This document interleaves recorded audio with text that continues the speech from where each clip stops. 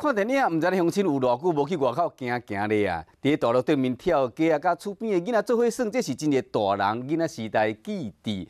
不过，这对现代住伫都市的囡仔来讲，真正是无啥物机会。啊，为了避免讲这耍的空间无够，造成囡仔拢关伫厝内，若不是看电视，就是耍手机啊。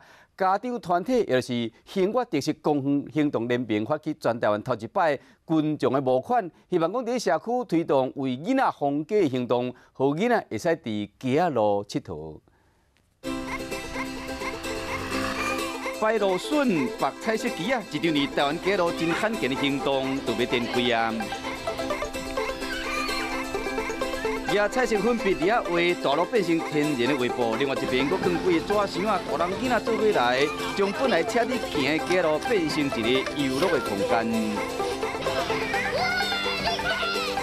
将手条管对风去走，梦幻七彩抛伫空中去飞，佮伫这个坡内面走来走去，囡仔大声笑出来，笑容甲日头光同款灿烂。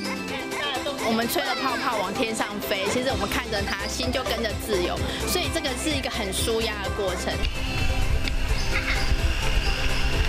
边仔有囡仔伫跳街啊，真欢喜；也有囡仔摕刀仔片伫纸箱顶面创作，化身成为小小的设计师。嗨，你要去哪里？你要带外婆去哪里？嘟嘟嘟嘟嘟。纸箱连面变火车头，连面变商店，囡仔比伫内底变小头家，甲因老母伫耍，现场充满欢笑声。你头家，我的冰淇淋呢？等一下啦，好。耍的主题在你想要耍什么就耍什么，无受到限制。就是阮伫街仔路佚佗的场景，离美国70年前的台湾其实真平常。看到囡仔耍甲这欢喜，做大人的欢喜搁感动。像我今天跟我婆婆一起来，然后我婆婆就觉得很感叹，就是说，对啊，就是这些东西都只有在马路上才可以玩，公园都不行。以前我们想要玩的时候，就会觉得啊，那就去公园玩就好了。可是我们今天在马路上玩的时候，就有那种很自由、很奔放的感觉，是那种在公园里做不到的事情。公园也不可能让大家可以在地上彩绘啊。因为我觉得在街道上玩啊，对我来说那个经验是蛮深刻的。我甚至到现在就是还可以记得我小时候跟邻居玩的时候那种快乐的感觉，无忧无虑的感觉。这样子，生活伫世界拢是大楼的都市内面，公园有限，绿地嘛无够，囡仔时常无所在通去。意思讲，看电视、耍手机啊，变成上个主要的休闲活动。教育部的统计，每4个国小1年的学生都有一个视力无好。世界各国研究发现讲，儿童文明病解决对策之一，就是暂时将车停落来，利用四界拢有街仔路这个空间的方便性，鼓励父母时代带囡仔到室外去佚佗，间接强化社会安全、邻里感情甲世代交流。这类活动伫日本、欧美甲新加坡等等大都市早就有啊。他们其实在这个过程当中，他们就被允许做自己，然后可以自己决定。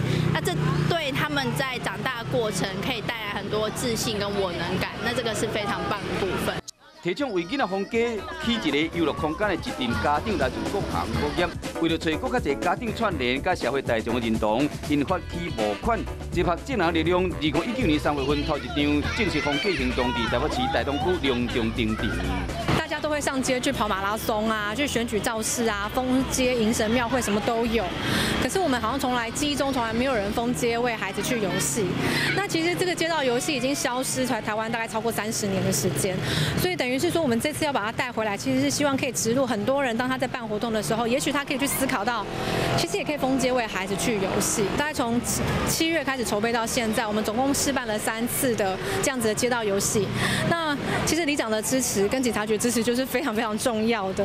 这场行动的主角38岁张雅玲，也是兴国特色公园行动联盟的发言人。为2015年底开始，特公平启动公园革命，发动改造全台湾所有罐头游区的公园样貌。即马这阵家长希望进一步互更加侪大人理解耍对囡仔的重要性，互囡仔重回街仔路，重温大人囡仔时代记忆，甚至唤起公部门的重视，打造更加友善囡仔的街道文化，为囡仔游戏权革命谱写新的历史。